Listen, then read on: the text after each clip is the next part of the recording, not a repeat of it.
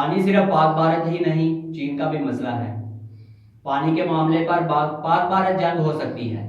पाकिस्तान की मईशत का दारोमदार टेक्सटाइल की बजाय टेक्नोलॉजी पर करना होगा। सबाक अमेरिकी सफीर कैमरन मंडन का इस्लामाबाद में दायमी कौंसिल से खिताब, बोले पानी के मामले में दो तरफा ताल्लुकात कायम होने चाहिए।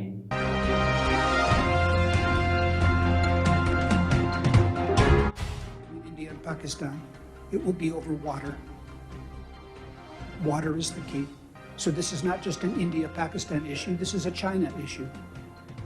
This is a question of glaciers that are melting.